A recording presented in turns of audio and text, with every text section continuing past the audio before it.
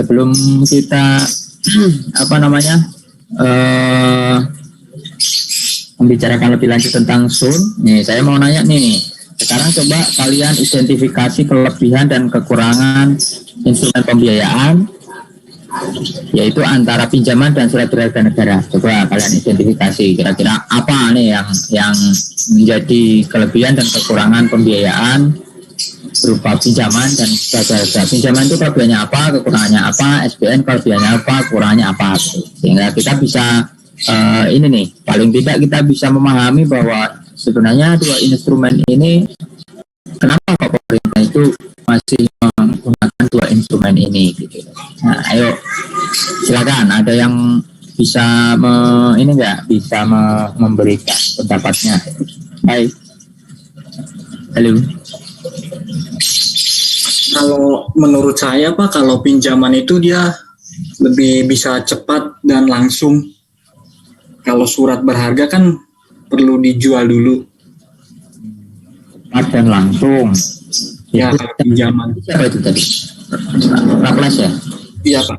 Suaranya Raples. Ya, menurut Raples pinjaman itu cepat dan langsung. Kalau SBN harus dijual dulu.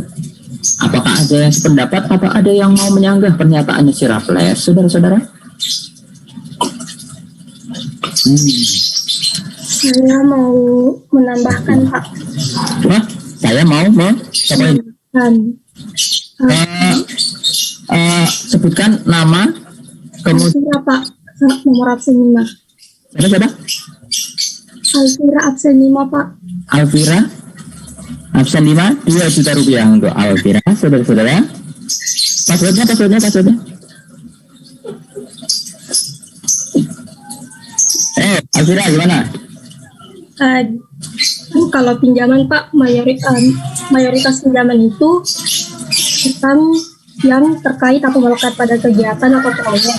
Jadi peruntukannya lebih jelas gitu Pak, untuk apa.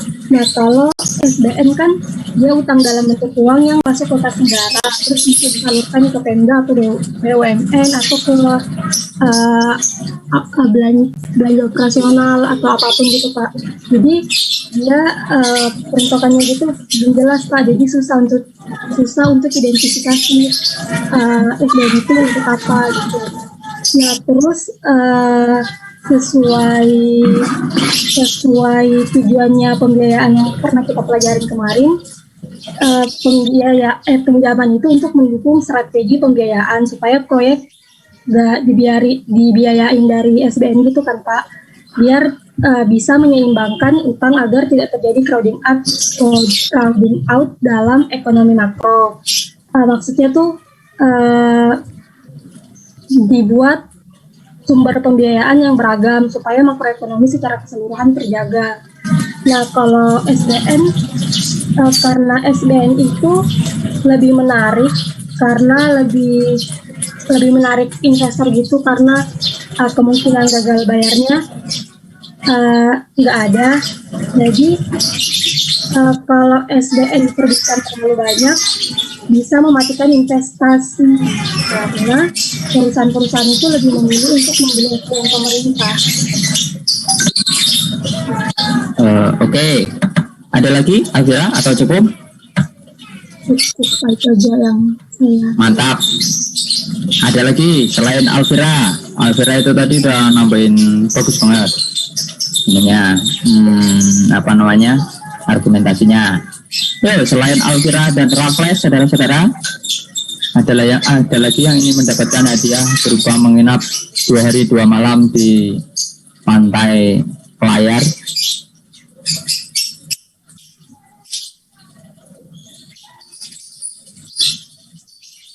Ada diam semua ini.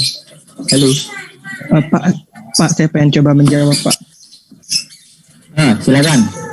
Siapa ini? Rahmat Pak, 16. Kamu ada Mat? Tak kirain kamu tadi. Ada dong Pak. Tadi udah bisa Pak. Kan kalau tadi Alvira yang nyebutin kelebihan dari pinjaman, kalau saya mau nyebutin kekurangannya itu biasanya pinjaman itu biayanya lebih mahal Pak. Dari interest rate-nya dia lebih bisa lebih tinggi gitu kan pada SBN.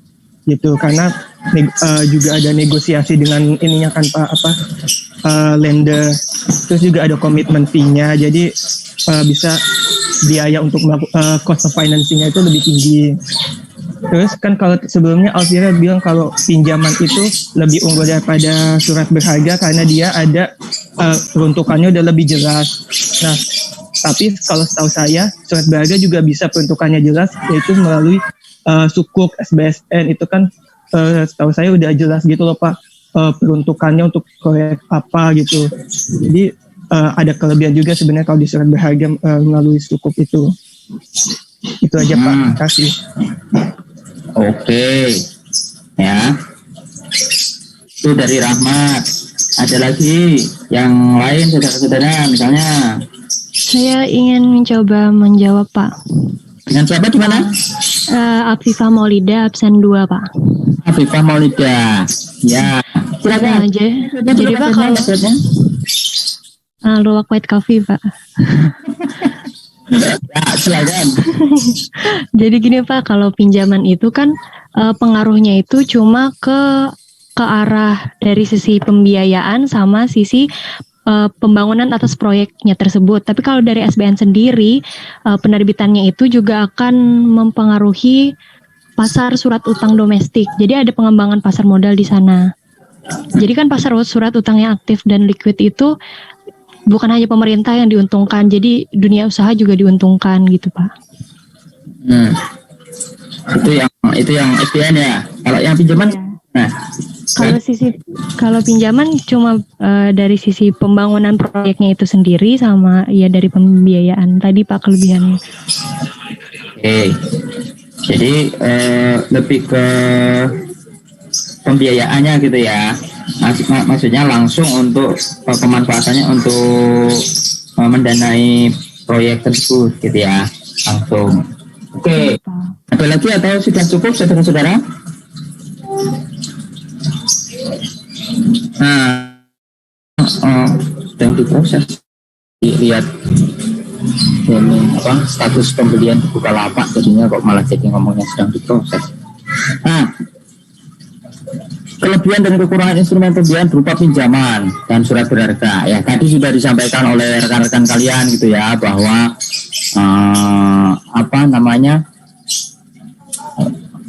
dari Raffles, Alvira, Rahmat, terus tadi siapa, Afifah ya? Nah, itu tadi sudah menyampaikan siapa? Iya Pak, Afifah yang terakhir. Iya kan, Afifah kan? Nah, tadi disampaikan oleh rekan-rekan kalian sudah cukup komprehensif gitu. Jadi saya senang sekali karena kalian sudah cukup memahami lah ininya, ketika misalnya nanti ada pertanyaan, kenapa nih kok masih ada pinjaman, kenapa kok pemerintah itu nggak fokus ke SBN aja gitu loh, utangnya itu udah SBN aja gitu, nggak usah pakai pinjaman lah. SBN kan dicipot segala macam gitu. Nah tadi kalau yang disampaikan si Raffles tadi, kalau nggak salah itu kayaknya malah kebalik Raffles gitu. Artinya yang pinjaman, kalau menurut Raffles tadi itu kan pinjaman langsung gitu ya, maksudnya lebih dapat secara langsung. Kalau ini harus diterbitkan dulu, harus dijual dulu gitu.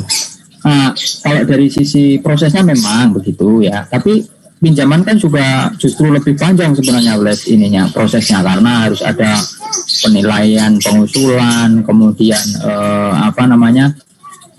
negosiasi, kemudian apakah proyek itu layak atau tidak di Bappenas gitu ya, mulai dari pengusulan penilaian sesuai dengan RPJM dan sebagainya, sampai nanti masuk ke daftar kegiatan. Itu kan prosesnya sebenarnya tidak 1-2 tahun, tapi bisa bahkan sampai 3-5 tahun justru malah kalau yang pinjaman itu, sehingga dia karena memang ditujukan langsung atau melekat langsung ke proyek, maka dia lebih panjang ininya prosesnya gitu. Kalau yang SBN kan sebenarnya itu lebih fleksibel, karena apa? Karena dia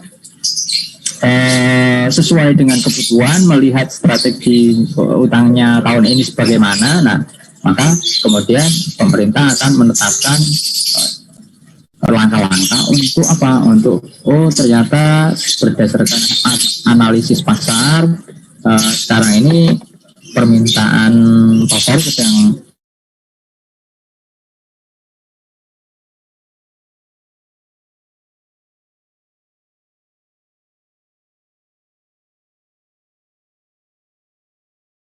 banyak ke obligasi retail misalkan. Jadi zaman itu sebenarnya justru lebih sedikit lebih panjang prosesnya daripada surat berharga negara gitu ya. Ya baik. Your internet connection is unstable. Suara saya masih jelas ya? Jelas Pak. Internet saya kok unstable.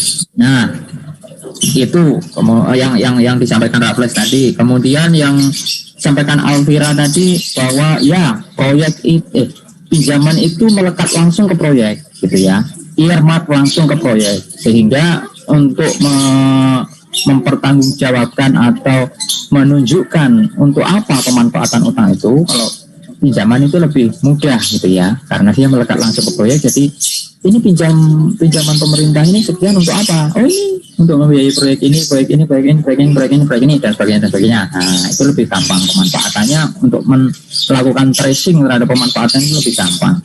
Kalau SBN karena sifatnya yang general financing ya, pembiayaan yang umum general gitu ya, sehingga apa? Sehingga ya ketika dia masuk ke kas negara ya hampir sama dengan seperti pendapatan pajak dan PNBP itu.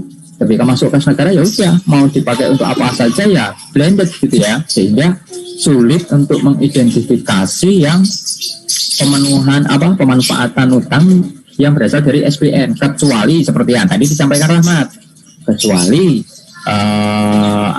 SBN yang sudah melekat ke proyek, misalkan project besuk gitu ya, itu memang sudah mulai sekarang ada, tapi nilainya itu masih porsinya masih sedikit, yang PBS itu porsinya masih sedikit, jadi masih mayoritas didominasi oleh yang SBN umum, artinya yang pembiayaan yang sifatnya umum yang tidak melekat langsung proyek. Nah sehingga itu juga menjadi satu mungkin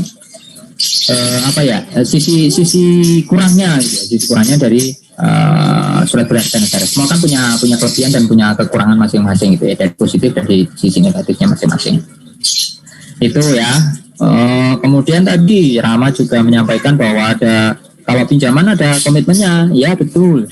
Jadi ketika kita melakukan utang melalui pinjaman gitu ya, maka akan ada biaya-biaya yang menyertai gitu ya, bisa biaya komitmen, biaya manajemen dan sebagainya yang kemarin sudah kita bahas. Yang mana itu masih akan berisiko untuk menyebabkan cost of fund yang tinggi gitu ya. Karena apa? Karena adanya biaya tersebut. Dan ini tergantung dengan pelaksanaan proyek di lapangan kan begitu. Nah kalau yang SBN kan itu berdasarkan mekanisme pasar, sehingga ya begitu sudah dijual ya sudah lepas gitu. Artinya pemerintah ya kewajibannya hanya pada saat pembayaran pokok dan bunganya, atau nanti pada saat jatuh tempo untuk mengembalikan pokoknya itu kan begitu ya. Itu untuk yang terkait dengan biayanya. Kemudian tadi juga si Afifah tadi ya untuk pengembangan pasar, iya betul. SBN itu untuk pengembangan pasar memang, karena apa? Karena pemerintah sedang membangun suatu sistem keuangan yang dalam dan liquid. Dalam itu artinya ya sistem keuangan ini bisa tahan terhadap goncangan maupun potensi adanya krisis ekonomi global, sehingga ketika pasar keuangan dalam negeri itu sudah dalam, sudah solid gitu, maka diharapkan jangan extraordinary shock gitu ya dari pasar di global itu, diharapkan kondisi pasar keuangan di dalam negeri itu masih tetap bisa terjaga. Nah itu juga menjadi ininya. Dan kemudian satu lagi yang mungkin kelewat untuk kalian identifikasi tadi ya, bahwa ketika kita melakukan utang melalui pinjaman itu kan ada lender ya, ada pemberi pinjaman. Nah ketika kita mengutang melalui pinjaman itu, maka ada potensi ya, ada potensi berupa apa? Berupa intervensi dari lender, ya kan? Ada potensi berupa intervensi ya, namanya kita minjem itu kan kadang-kadang kita harus mengikuti aturan atau ketentuan yang ditetapkan oleh lender gitu kan. Itu juga menjadi salah satu hal yang penting untuk kalian pahami juga, bahwa pinjaman itu berarti punya potensi untuk adanya intervensi dari lender. Beda dengan ketika tadi SPN gitu ya, begitu sudah dijual, begitu sudah ini ya sudah putus lah, itu di situ kita dapat pembiayaan, dapat dana. Setelah itu ya sudah, nanti kita akan tinggal kewajibannya kayak cuma kewajiban membayar imbalan atau bunga, dan nanti pada saat jatuh tempo gitu. Ya itu saja sebenarnya perbedaan yang mungkin krusial gitu ya antara pinjaman dan surat berharga negara. Di teras ini kok yang barusan hujan lagi, saudara-saudara, gerimis lagi, enak nih, enak buat tidur. Tapi jangan karena hujan terus ya gimana? Siapa ini? Dengan siapa gimana? Sarah, Mbak, absen 25. Izin bertanya Pak, tadi kan kelebihan dari SPN itu fleksibel penggunaannya, sedangkan untuk pinjaman itu melekat pada proyek. Misalnya pemerintah itu udah melakukan penarikan pinjaman untuk suatu proyek A, tapi dalam proyek A itu tidak bisa dilakukan. Apakah pinjaman tersebut itu bisa dialihkan ke proyek lain, ataukah proyek A yang tertunda itu tetap harus dibiayai pakai pinjaman itu? Kan nanti bisa menyebabkan komitmen fee-nya itu semakin tinggi Pak, karena penarikan dananya itu kan terlambat karena proyeknya nggak bisa dilakukan. Oke. Ada yang bisa menanggapi pertanyaannya Sarah? Tadi ini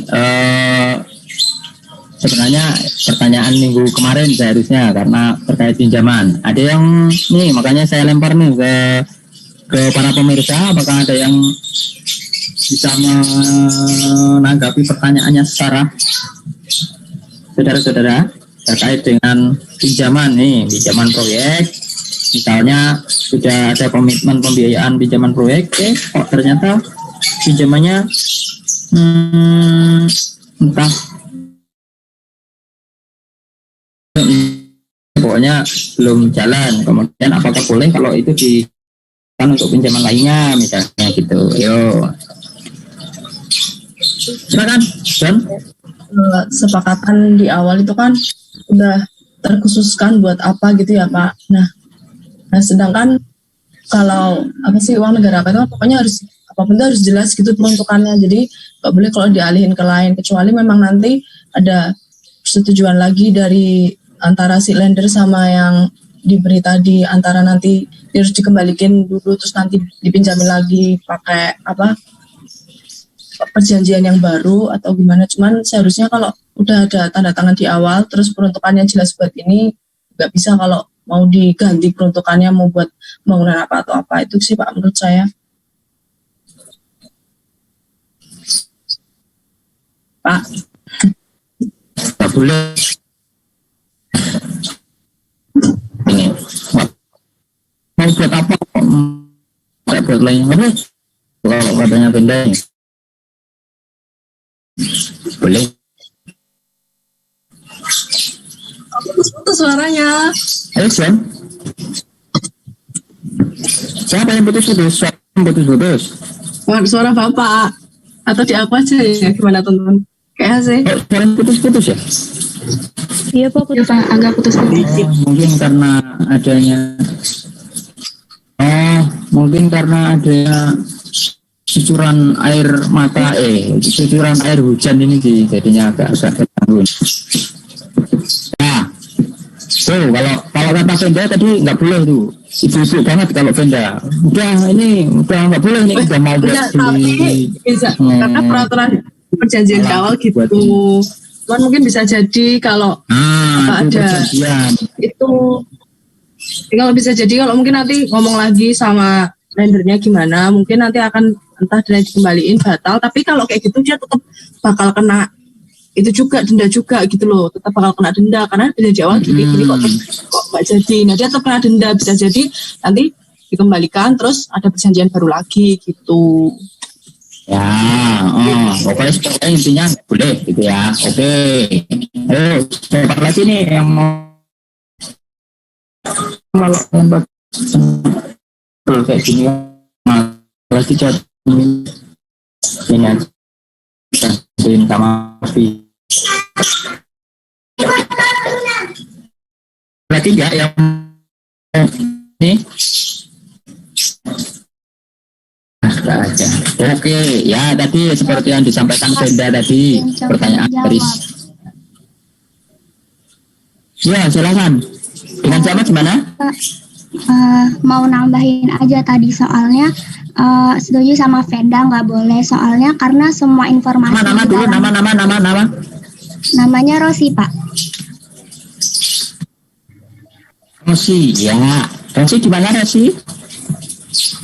Ini Pak, jadi saya setuju sama Venda karena semua informasi dalam proyek itu kayak untuk proyek apa, jumlahnya berapa, itu semua udah ada dicatat dalam di database di DMFAS. Jadi kita nggak bisa nggak bisa kayak seolah-olah langsung ganti dialihkan ke proyek yang lain. Jadi perlu persetujuan dari lendernya tadi karena udah ada di DMFAS data-datanya itu, jadi nggak bisa langsung kita alihin aja gitu Pak. Makanya sudah ada penandatanganan dari lender dan pemerintah Indonesia. Oke, ya itu menurut Venda dan Rosi nggak boleh ya karena memang dokumen pinjaman yang sudah ditandatangani, naskah perjanjian pinjaman yang sudah ditandatangani itu kan merupakan suatu produk hukum ya, suatu produk hukum yang mana itu punya kekuatan hukum tetap. Sehingga ketika memang suatu pinjaman itu tidak ditandatangani, tidak disepakati untuk apa, gitu kan, jadinya memang ya itulah yang harus disepakati oleh kedua belah pihak. Sehingga ketika misalnya proyek yang bersangkutan ini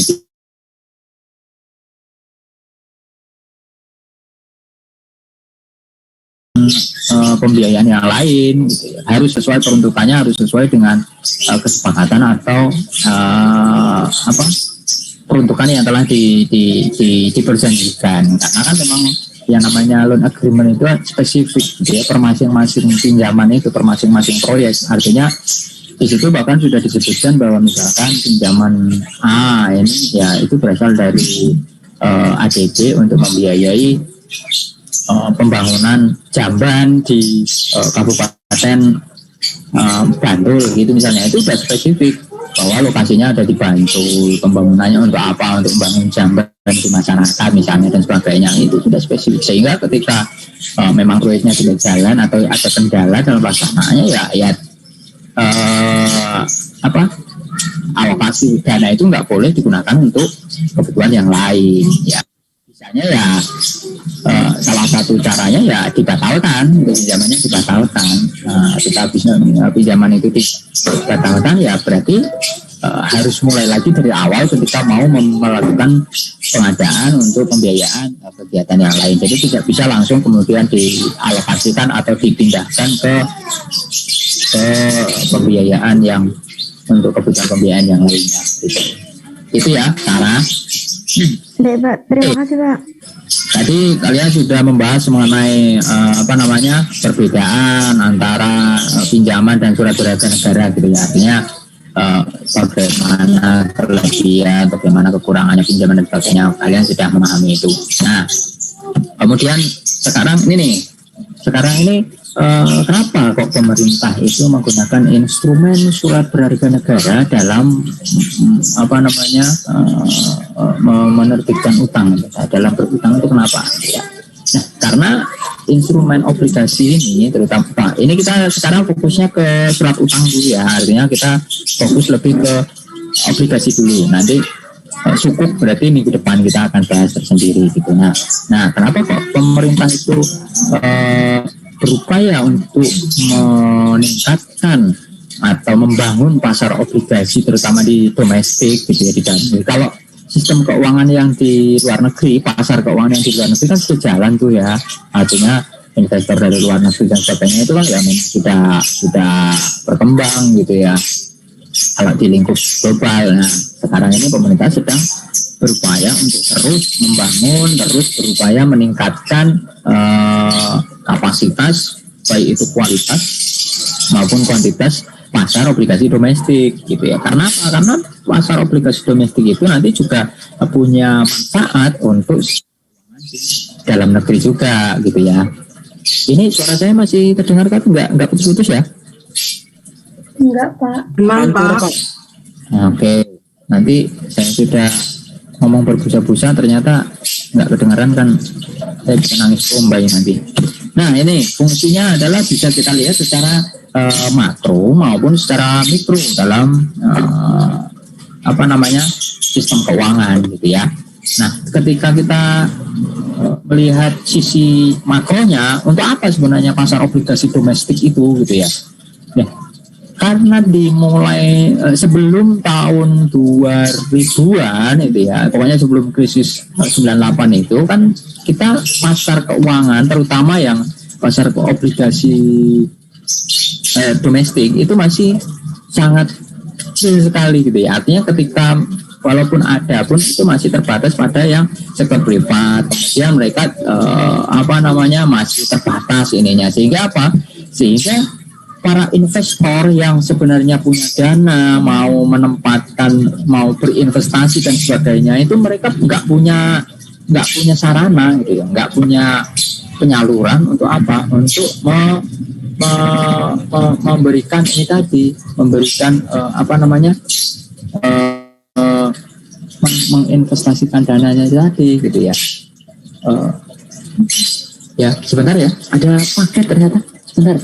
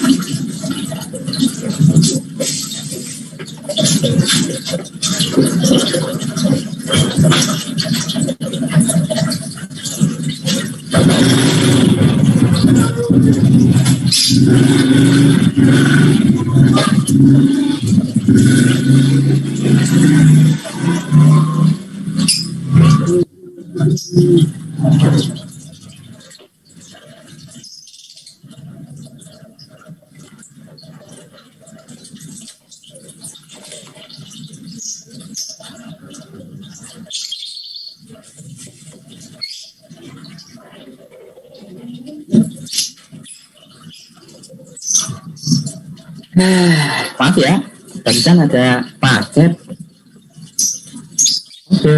isi paket, jadinya saya ambil dulu deh. Nanti kita sampai mana ya, John?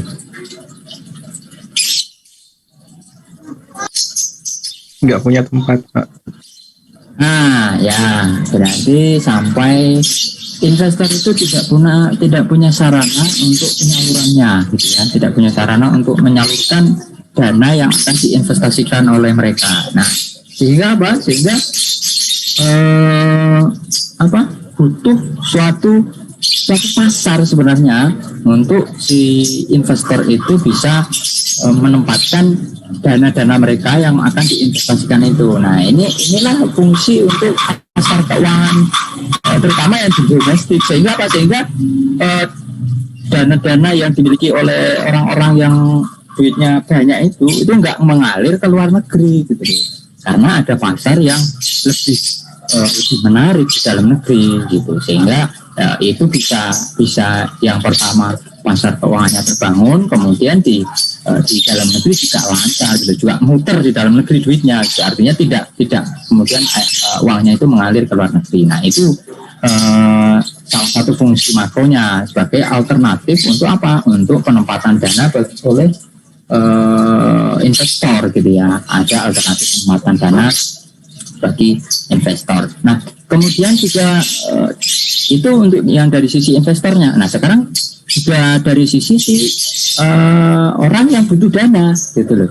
Dengan adanya pasar obligasi domestik, maka baik itu baik itu terutama negara ini ya, negara sedang kita sedang membutuhkan sumber pembiayaan, sedang menganut sistem anggarannya yang defisit, yang mana butuh tambahan pembiayaan, artinya butuh untuk memenuhi kebutuhan defisit itu. Maka adanya pasar obligasi ini menjadi salah satu alternatif juga bagi pihak yang membutuhkan sumber pembiayaan, sumber pendanaan sebagai sarana untuk mereka menerbitkan obligasinya, kemudian mereka mendapatkan pendanaannya untuk mendapatkan dukungan finansial dari pasar tadi gitu ya. Jadi sebenarnya itu fungsinya adalah menyediakan pasar tadi ya, menyediakan pasar di mana itu adalah tempat pertemunya antara penjual dan pembeli kan begitu, kalau namanya pasar kan begitu.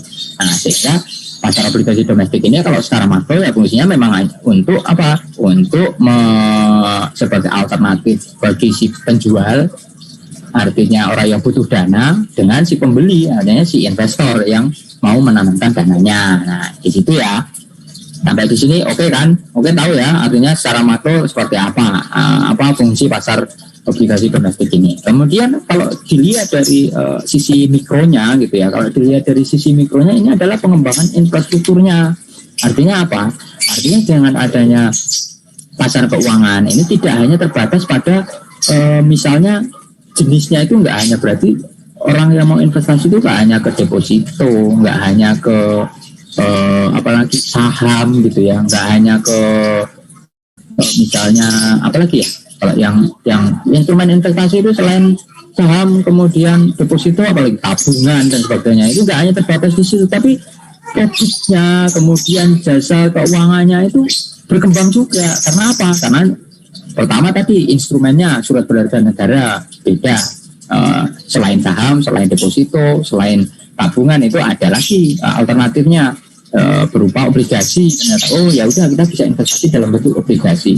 Kemudian ada juga suatu sistem atau jasa yang tumbuh di situ. Ada manajer investasi, ada yang kemudian mereka bertindak sebagai kustodian, ada yang mereka bertindak sebagai analis efek dan sebagainya dan sebagainya. Nah, mereka kan tumbuh, industri itu tumbuh, industri jasa keuangan juga tumbuh di situ. Nah, ini secara mikronya sehingga infrastruktur produk jasa keuangan itu juga ikut berkembang dengan adanya pasar obligasi domestik ini.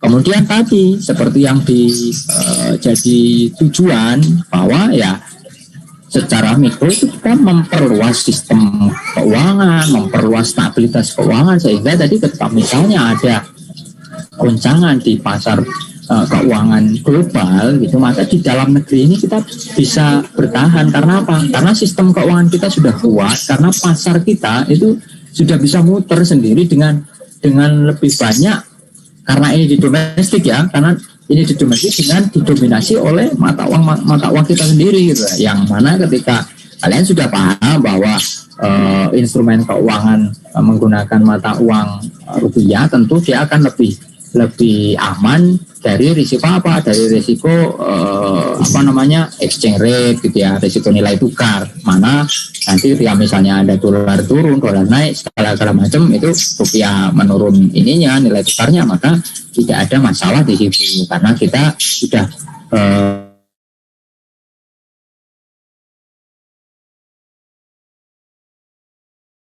salah satu fungsi dari pasar obligasi domestik. Nah, filosofisnya kita itu butuh membangun pasar obligasi, kemudian urgennya membuat suatu sistem berasal dari obligasi seperti apa, karena memang keuangan belum tumbuh pada saat itu.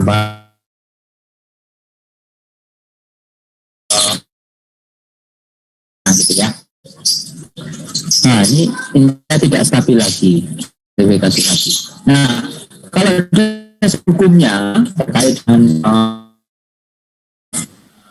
dasar hukumnya diatur dalam Undang-Undang Nomor 24 Tahun 2004 tentang surat utang negara. Inilah yang menjadi landasan hukum bagi pemerintah untuk apa? Hal penerbitan obligasi negara. Kemudian kalau definisi ya namanya aja surat berharga yang diterbitkan pemerintah, itu ya, artinya surat berharga itu dia merupakan surat pengakuan utang, ya, yang apa namanya dijamin. Nah, ini satu poin penting di sini adalah apa, bahwa yang namanya surat berharga negara tadi itu adalah surat utangnya ini memang dijamin oleh pemerintah. Artinya apa? Artinya tidak ada potensi, tidak ada, ya sebenarnya ada di potensi itu, tapi itu sangat kecil sekali ya. Karena apa? Karena kan yang namanya penerbitnya adalah suatu institusi negara gitu ya, yang harus taat pada aturan konstitusi, harus taat pada peraturan perundang-undangan. Tentu kan pemerintah itu tidak akan mungkin bisa punya tendensi untuk apa, untuk tidak taat pada peraturan perundangan, karena itu akan sangat menyalahi konstitusi yang ada. Sehingga dalam hal surat utang negara ini atau obligasi ini surat utang yang diterbitkan oleh pemerintah itu dijamin oleh pemerintah, artinya dijamin bahwa itu pasti akan dibayar gitu loh. Tidak, pemerintah itu tidak akan lari dari tanggung jawab untuk membayar utangnya gitu ya. Itu untuk Pak, definisinya. undang-undangnya itu bukan 2002 ya Pak? 2002 ya? Atau 2002 Pak? betul. Saya salah ini. Saya Terus kemudian bentuknya berarti kalau di undang-undang SUN itu ada bentuknya, ada surat utang yang bisa diperdagangkan, kemudian ada yang tidak bisa diperdagangkan. Bentuknya ada yang ada buktinya yang berdasarkan akad, kemudian ada juga yang hanya berupa pencatatan pada sistem yang ada di bank ya, gitu ya, sebagai sentral registrinya, itu namanya scriptless atau tanpa wakat. Nah, selama ini praktek yang berlaku yang surat berharga negara ini yang ada di Indonesia itu selama ini adalah surat berharga yang sifatnya scriptless atau tanpa wakat, gitu. Baik itu yang bisa diperdagangkan ataupun yang tidak bisa diperdagangkan maupun non tradable. Ini apa namanya, semua bisa akomodasi di situ ya. Tentunya ada yang dengan bukti pembelian atau ada wakat, ada juga yang bentuknya tanpa wakat atau scriptless. Kemudian itu masih bisa lagi untuk yang diperdagangkan maupun yang tidak diperdagangkan, itu untuk bentuknya. Kemudian jenisnya ada yang ini, kalau ini dibagi secara umum itu dibagi dua, ada yang jangka pendek dan ada yang jangka panjang. Pendek itu berarti kurang dari 1 tahun, jangkanya kalau yang jangka panjang itu berarti tenornya di atas 1 tahun gitu. Baik itu untuk pembayaran tadi macam-macam pembayaran sistem apa namanya term and conditionnya gitu ya, sistem pembayarannya atau persyaratannya macam-macam, tapi secara umum jenisnya itu ada yang SBN atau SUN jangka pendek atau obligasi jangka pendek, ada yang obligasi jangka panjang. Kalau jangka pendek kurang dari 1 tahun, jangka panjang lebih dari 1 tahun. Nah, itu untuk yang jenisnya. Jangka pendek itu ya contohnya surat berbendaharaan negara, itulah SPN gitu. Kalau yang obligasi itu kan rata-rata 3 sampai 5 tahun, itu berarti dia masuk ke obligasi jangka panjang gitu ya, lebih dari 1 tahun. Nah, itu. Kemudian kita lihat jenis tujuan dan manfaatnya. Tujuan dan manfaat dari penerbitan obligasi ini untuk apa sebenarnya? Ya, tujuannya tentu adalah untuk apa? Pembiayaan ya, sebagai sumber dana APBN untuk memenuhi kebutuhan defisit. Pemerintah menerbitkan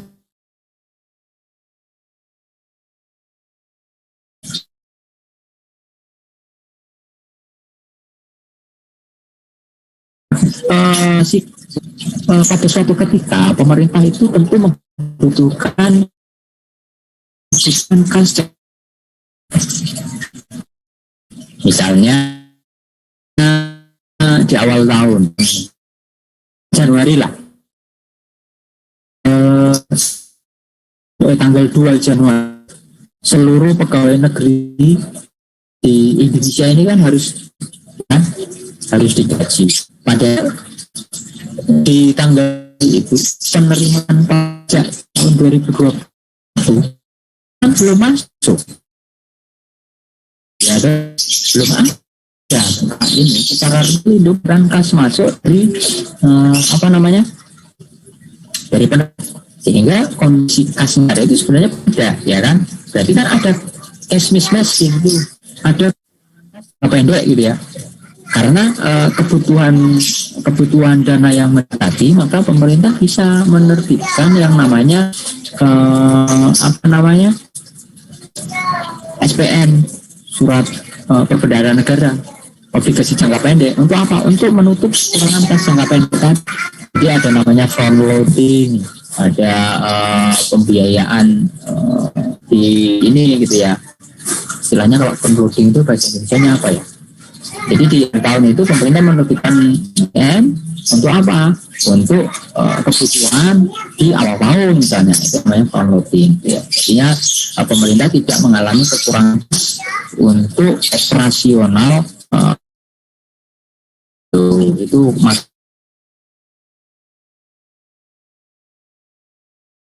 penerimaan pajak belum masuk, kemudian pengeluaran negara juga harus dipenuhi kan begitu, sehingga mismatch di situ.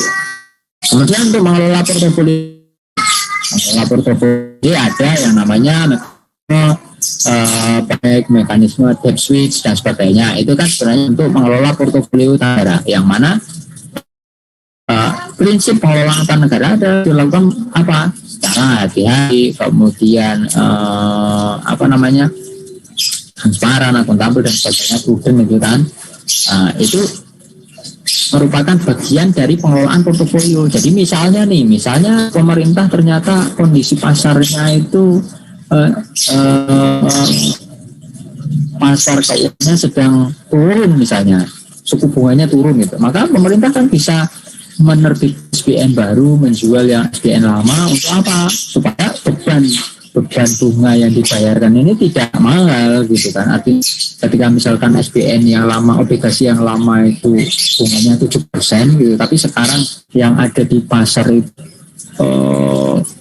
yang menjadi suku bunga acuan BI ternyata 3% misalnya, ya berarti pemerintah menanggung beban selisih antara suku bunga yang jadi acuan di pasar dengan SPN yang sudah diterbitkan dulu gitu kan. Nah itu bisa dikelola portofolionya oleh pemerintah dengan apa? Dengan menerbitkan yang baru, membeli yang lama. Itu makanya ada mekanisme debt switch, mekanisme buyback dan sebagainya, early redemption dan sebagainya. Itulah untuk apa? Tujuannya untuk mengelola portofolio utang negara. Manfaatnya ya tentu sebagai instrumen fiskal. Instrumen fiskal berarti tadi yang bersama untuk tujuannya membiayai defisit. Itu sebagai sumber penerimaan negara kan begitu. Itu untuk yang instrumen fiskal, mendanai APBN kan begitu.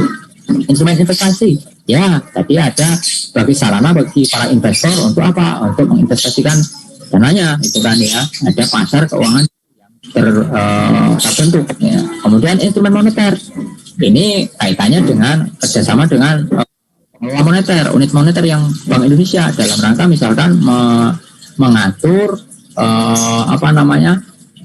sisi moneter, tingkat suku bunga dan sebagainya. Ketika misalkan BI butuh mengatur tingkat suku bunga yang sesuai dengan untuk penyesuaian tingkat suku bunganya, baik itu misalnya karena inflasi atau karena deflasi dan sebagainya, maka pemerintah bisa menggunakan instrumen SPN ini untuk mempengaruhi suku bunga pasar. Karena apa? Karena pemerintah bisa menerbitkan SPN yang mana ketika misalnya pasarnya sedang lesu, maka pemerintah bisa menerbitkan SPN dalam tenor yang suku bunga yang tinggi misalnya, maka investor akan terpacu untuk menginvestasikan dananya di pasar keuangan dan sebagainya. Itu untuk mempengaruhi moneter, ya kan. Kemudian adanya tadi mendorong terciptanya acuan, suku bunga acuan. Nah ini ya kerjasama dengan fungsi moneter juga dengan Bank Indonesia, sehingga nanti adanya instrumen obligasi negara ini bisa jadi makanya ada namanya obligasi benchmark, itu yang jadi acuan bagi suku bunga atau imbal hasil bagi suku bunga pasar. Nah, itu manfaatnya untuk penerbitan SIM ini. Sampai di sini ada pertanyaan dulu sebelum kita lanjut ke ke jenis SIM-nya. Silahkan kalau ada yang mau ditanyakan, saya berikan kesempatan. Pak izin bertanya Pak. Nah, tadi maksud dari warkat itu apa ya Pak?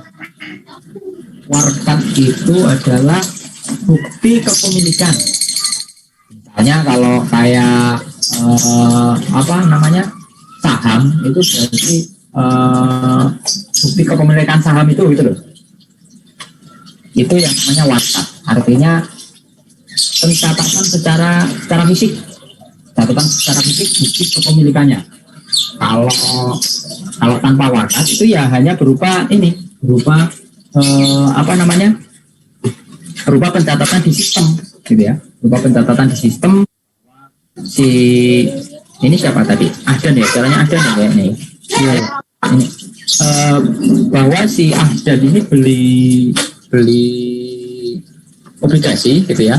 Si Ahdan beli obligasi, kemudian ini tercatat di sistem tanpa ada bukti ininya, tanpa ada bukti surat sertifikatnya itu loh.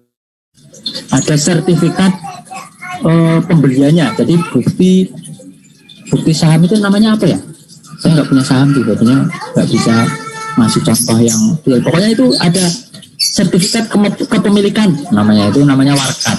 Jadi kita hanya punya bukti pembelian bahwa kita sudah membeli SPN dari dealer utama gitu ya, dari si agen penjual.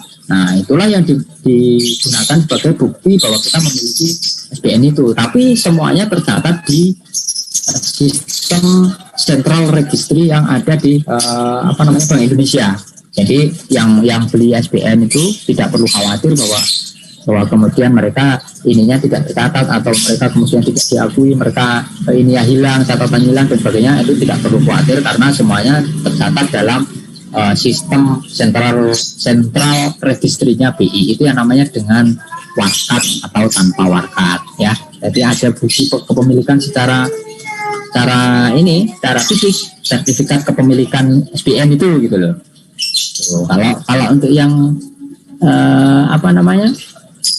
kalau untuk yang privat, swasta kan rata-rata mereka tetap punya bukti kepemilikan itu kan, karena ya itu sebagai suatu jaminan atau pengakuan hutangnya dari si perusahaan yang menerbitkan obligasi itu kan. Tapi karena kita konteksnya adalah negara tadi, makanya kita di undang-undang tadi disebutkan bahwa surat utangnya ini dijamin oleh pemerintah dengan undang-undang, maka ya yang tanpa warkat pun itu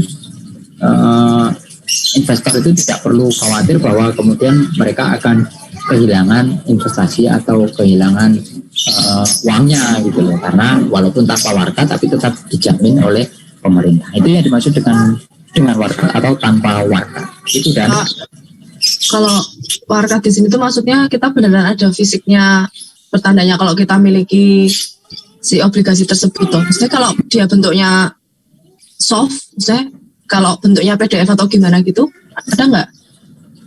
Ya, atau itu sebenarnya nggak hanya bukti pembelian itu gitu loh. Bukti pembelian misalnya Penda mau beli ori gitu ya, berarti ya bukti yang berasal dari si agen penjualnya. Si agen penjualnya kan beda-beda ininya bukti kepemilikan dari agen penjual itu beda-beda. Misalnya kalau yang dari Bank Mandiri, ketika kita beli ori dari Bank Mandiri, ternyata ininya bukti kita beli ori di Bank Mandiri itu seperti apa, itu beda-beda. Tapi secara real, bukti fisik, ini bahwa ada sertifikat telah dibeli surat ini ori berapa dari penjualnya adalah pemerintah. Jadi ini secara fisiknya itu enggak, kalau yang tanpa warkat itu tidak ada bukti seperti itu. Karena bukti pembeliannya yang dari agen penjual itu ya ada, dan itu sesuai dengan yang diputuskan oleh agen penjual. Itu yang maksudnya dengan warkat atau tanpa warkat. Ya, bisa dimengerti. Oh, makasih Pak. Baik, terima kasih Pak. Ya, nah sekarang kita masuk ke jenisnya. Nah tadi ketika misalnya kita masuk ke jenis-jenis apa saja yang masuk ke termasuk ke obligasi gitu ya, itu berarti ada namanya, kita lihat dari tiga ini besar, tiga bagian besar gitu ya. Ada yang berdasarkan tenornya, jatuh temponya, kemudian ada yang berdasarkan mata uangnya, kemudian ada yang berdasarkan jenis kuponnya ya. Ada tiga besar klasifikasi surat utang, atau dalam hal ini kita akan bahasnya obligasi dulu ya. Ada tiga besar klasifikasi surat utang atau obligasi. Yang pertama berdasarkan tenornya. Tadi kita sudah bahas, ada SBM jangka panjang, ada obligasi jangka panjang, ada obligasi jangka pendek ya kan. Kalau yang jangka panjang itu berarti ori gitu ya, bisa ori, bisa obligasi yang lain. Maksudnya obligasi yang lain itu obligasi yang reguler gitu, maksudnya yang tidak retail, artinya bisa dibeli oleh instansi, institusi, kemudian badan sebagainya. Itu obligasi yang saya maksud obligasi reguler di sini seperti itu. Kalau yang retail itu kan berarti bisa dibeli oleh warga negara, artinya perorangan, individual, kalian bisa beli ori gitu. Nah itu yang retail. Kemudian ada juga selain yang jangka panjang tadi, yang lebih dari 1 tahun, itu ada yang kurang dari 1 tahun, surat perbendaharaan negara. Jangka jatuh temponya itu antara 3 bulan sampai dengan 1 tahun, itu masuk ke kategori surat perbendaharaan negara. Jangka waktu tenornya itu jangka pendek, kurang dari 1 tahun. Itu berdasarkan jangka waktu. Kalau berdasarkan jenis berarti ada yang mata obligasi rupiah, ada juga yang obligasi falas gitu ya. Berarti ada dua, ada yang falas, ada yang rupiah. Kalau ini jelas ya, ada yang obligasi yang diterbitkan dalam mata uang rupiah, ada juga yang dalam mata uang asing, baik itu euro, baik itu JPY, atau baik itu USD. Nah, kemudian berdasarkan jenis kuponnya, itu berarti ya apakah si obligasi itu diterbitkan dalam tingkat bunga tetap atau diterbitkan dalam tingkat bunga yang variabel. Itu berdasarkan jenis kuponnya. Jadi ada tiga klasifikasi besar nih terkait dengan jenis-jenis obligasi itu: jatuh tempo, mata uang, dan juga jenis kupon ya. Oke, clear ya di sini. Oke, lanjut. Nah, kemudian ini transaksinya. Ada transaksi ketika penerbitan atau pemerintah ingin menerbitkan utang dalam bentuk obligasi, itu ada 3 caranya sebenarnya. Ada 3 cara. Yang pertama itu dengan lelang, kemudian ada juga book building, ada juga yang namanya nanti private placement gitu ya. Kalau lelang berarti pemerintah mengumpulkan penawaran dari si investor untuk mengajukan tawaran mengenai tingkat suku bunga yang diinginkan. Ini nanti sifatnya ada yang sifatnya lelang terbuka, ada yang sifatnya lelang tertutup gitu ya.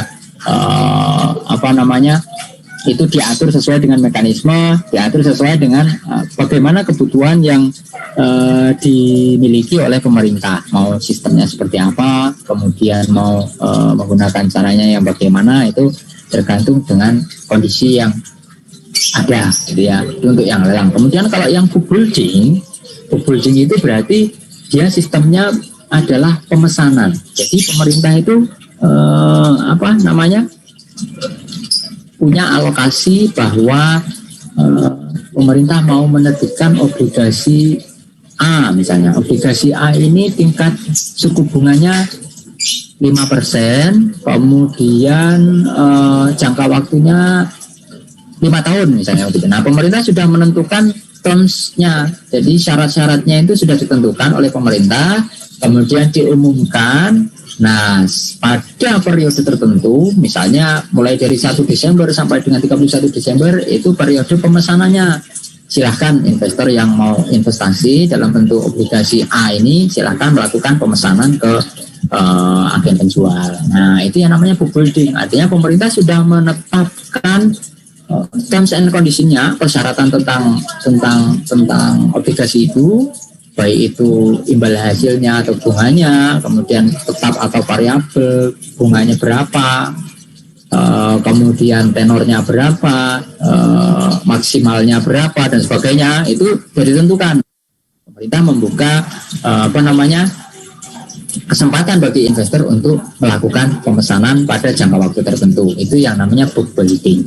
Kemudian kalau yang private placement, itu berarti pemerintah menerbitkan obligasi ini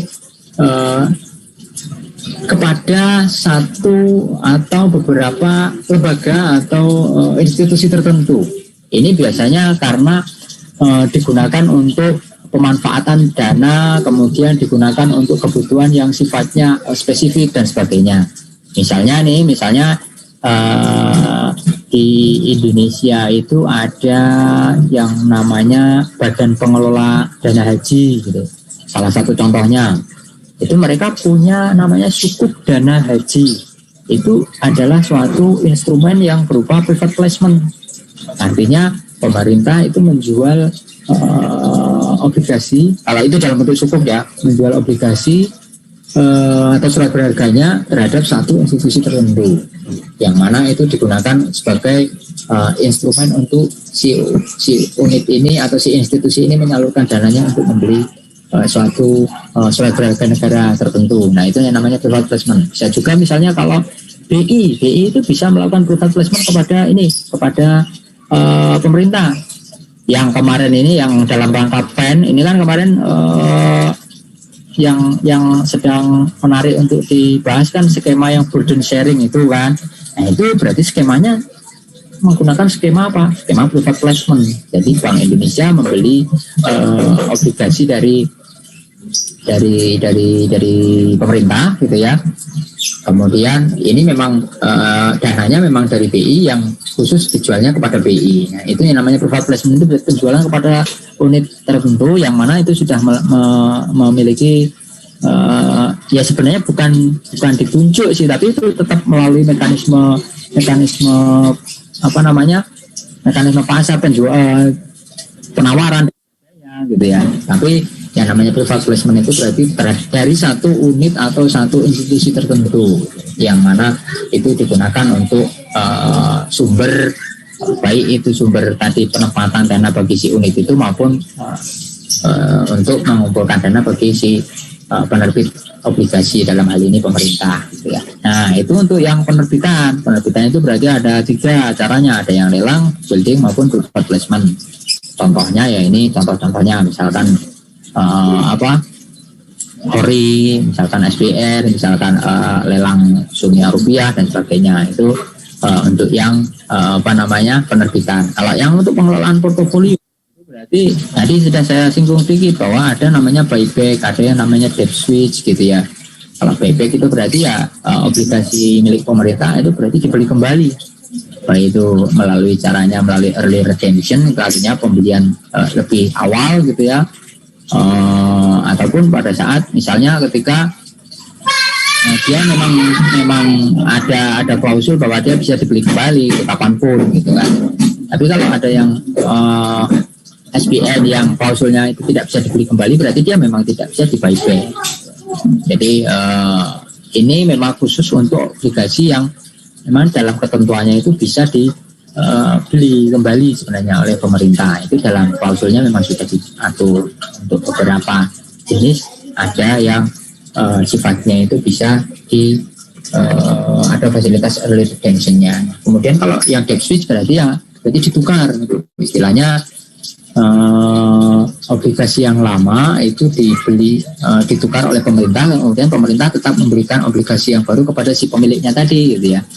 Kalau di saham itu mungkin skemanya itu hampir mirip dengan stock split gitulah, stock split atau apa ya istilahnya kalau di saham itu ya, pemecahan saham atau penggantian saham dari saham biasa jadi saham preferen dan sebagainya. Itu skemanya seperti itulah kalau yang cap switch itu. Intinya pemerintah tetap memberikan obligasi milik pemerintah itu ditukar dengan obligasi yang baru ya. Itu untuk yang pengelolaan portofolio, jenis transaksinya ada tadi, ada yang penerbitan maupun ada untuk yang pengelolaan portofolio. Kita sampai jam 11.10 ya, berarti masih ada setengah jam lagi ya.